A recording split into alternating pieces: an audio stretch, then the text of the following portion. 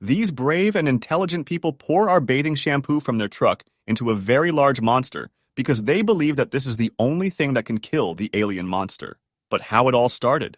Once upon a time, a huge meteor crashes down in the middle of the boring Arizona desert, like super late at night, you know? And guess what?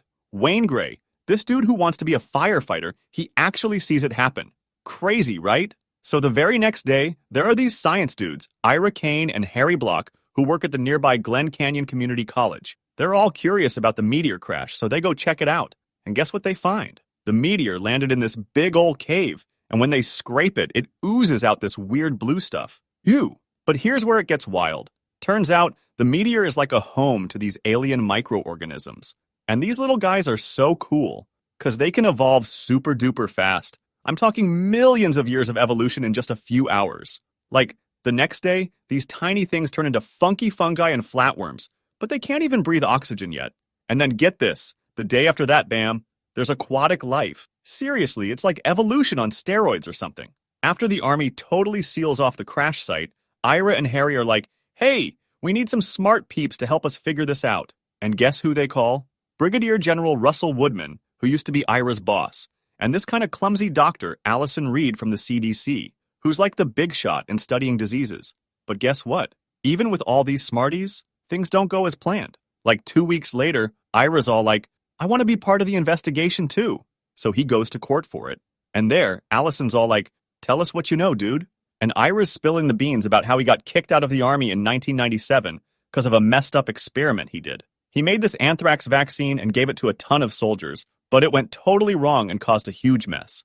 So, he got the boot from his cool job as a top researcher. So, after that drama, Ira and Harry go back to their lab. But guess what? Woodman, that sneaky dude, has swiped their research.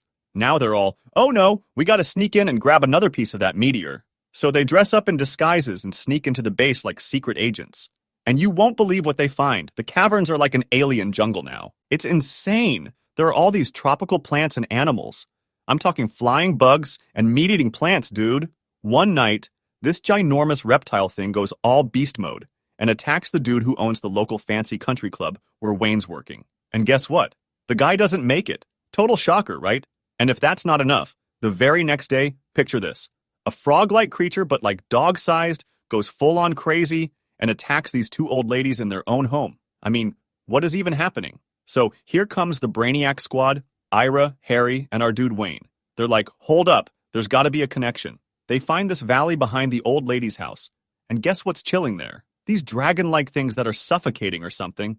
And get this, they're escaping from the meteor crash site through these underground caves.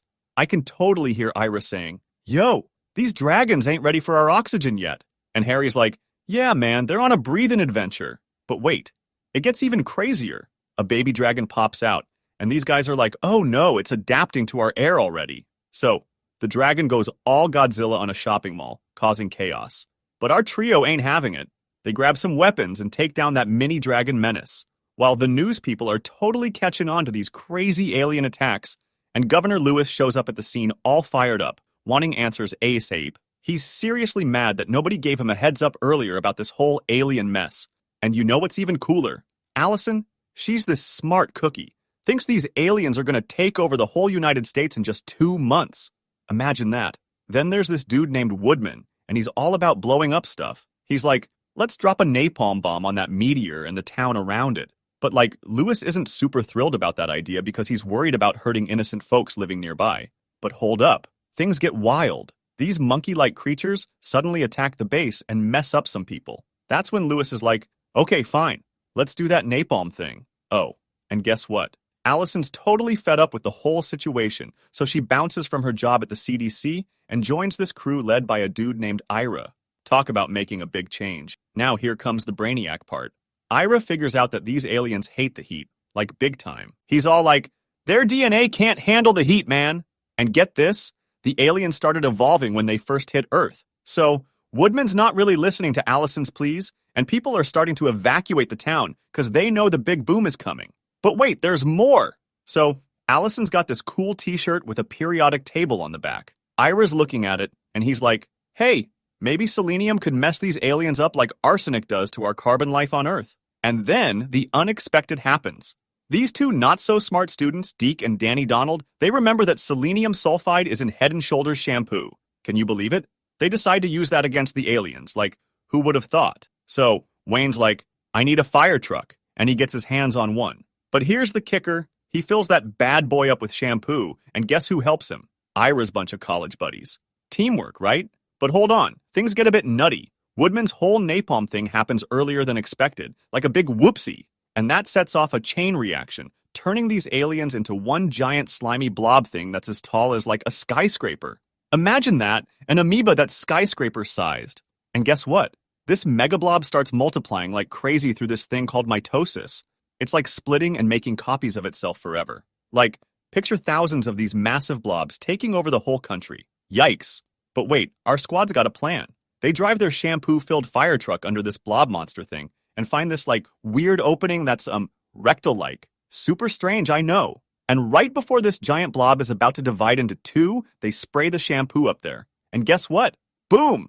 The monster goes kaboom in a shower of goo. Team wins. So then the governor's all like, hey, Ira, Harry, Wayne, and Allison, you're heroes. And Wayne's even got this cool firefighter gig now.